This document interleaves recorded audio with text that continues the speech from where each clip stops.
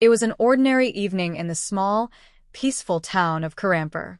The sun had dipped behind the mango orchards, and a soft golden glow bathed the rooftops of the modest houses.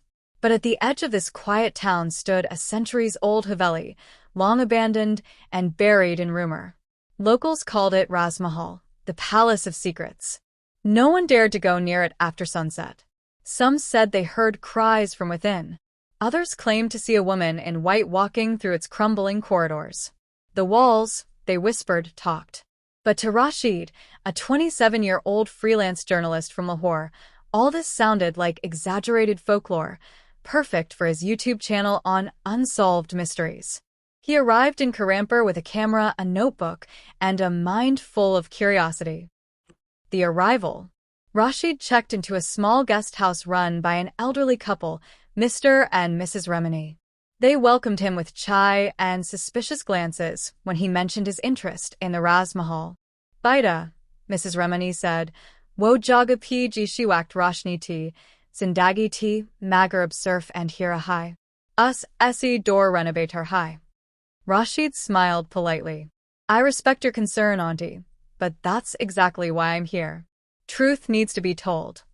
That night, as the winds whispered through the neem trees outside his window, Rashid stared at the faded sketch of Raaz Mahal in his notebook. Something about it pulled at him. Not fear, but a strange invitation. First steps into darkness. The next morning, Rashid stood before the rusted gates of Raaz Mahal. Vines coiled up the sides like ancient sentries, and the gate creaked open as if on cue. Inside, silence hung heavy. The walls were covered with peeling paint, and old portraits stared blankly into space. A broken chandelier lay shattered on the floor. The scent of age, dust, wood, and something unplaceable filled his nostrils. He began recording. This is Rashid, reporting from inside the infamous Raaz Mahal. Locals believe it's haunted. But today, we separate myth from reality. As he explored, he noticed strange details: a mirror that hadn't gathered dust, a lamp that looked recently used, and footprints leading to a locked room at the end of the hallway. The door was carved with an intricate rose motif. Locked. But when Rashid leaned closer, he heard something from inside. A whisper. Matted Caro. His blood ran cold. The girl in the photograph. That evening, back at the guest house, Rashid reviewed his footage. Most of it was quiet. But when he reached the hallway recording, he froze. A face. Pale, scared. Just behind him, a young girl with wide, terrified eyes. He hadn't seen her while filming. Panicked but intrigued, he showed the frame to Mr. Remini, who paled visibly. This is Mehrunnisa, he whispered. She vanished 25 years ago. Her parents owned the Haveli. She was just 16. What happened to her? No one knows. One day, she vanished inside the house. Her father was never the same. Died a year later. Her mother left the village. Rashid's hands trembled. The story had just taken a sinister turn. Voices in the night.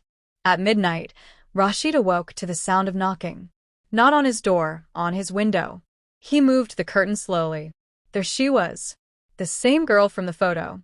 Not a ghostly figure, a solid, tear-streaked face, mouthing the word, help. He rushed outside, but no one was there. Instead, lying on the ground was a small, aged diary, its leather cover torn. He opened it. Mehrunnisa's diary. The first page read, they think I'm dead, but I'm not. I'm locked in the rose room. Someone help me. Please, before he comes back. Rashid's heart pounded. Could it be real? Was she still alive after all these years? But then, who was he? A warning from the past. The next morning, Rashid visited the local records office.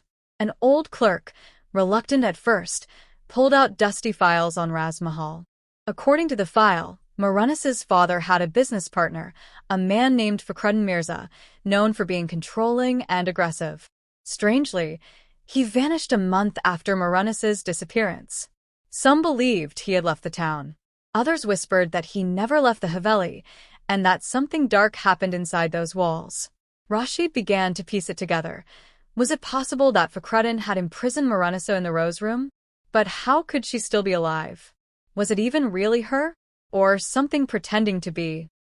Into the rose room. With trembling hands, Rashid returned to Raaz Mahal one last time.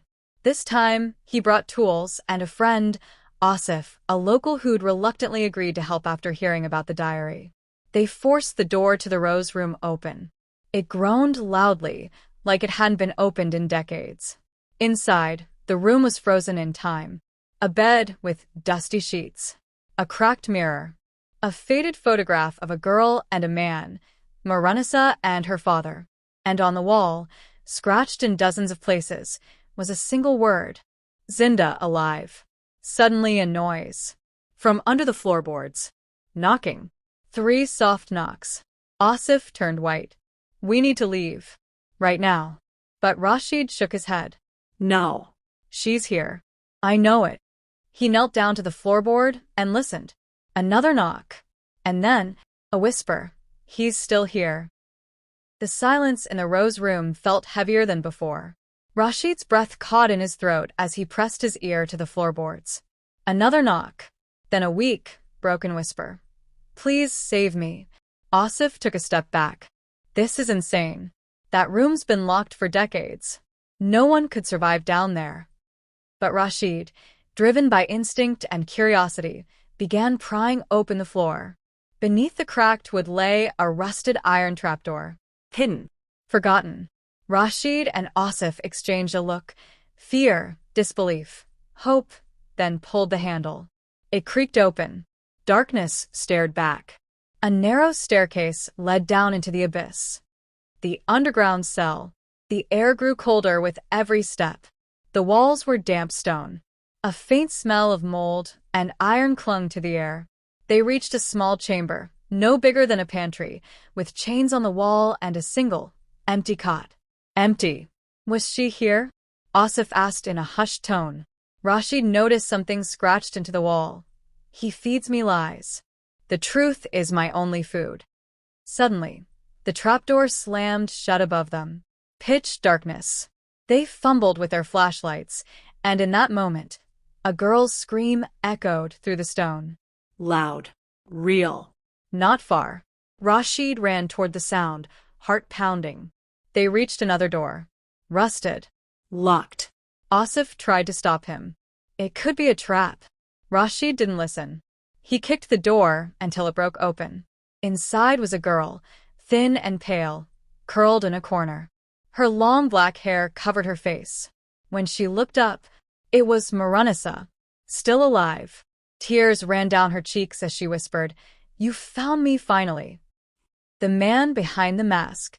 Asif wrapped a blanket around her while Rashid tried to understand how she'd survived.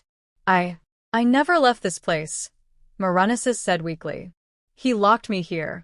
Told everyone I had run away. Who? Fakhruddin Mirza? Rashid asked. She nodded. He was obsessed. My father trusted him. But after my mother died, he started visiting more, and then one day I woke up here. Asif whispered. But Mirza disappeared. No one saw him again. Mehrunnisa's expression darkened. He didn't disappear. He's still here. The blood drained from Rashid's face. You mean alive? No, she said softly. He never died. Not really. His spirit won't let go. He lives in the walls. He watches. Waits. Suddenly, the torches flickered. A deep growl echoed from the corridor, and a voice, guttural, echoing.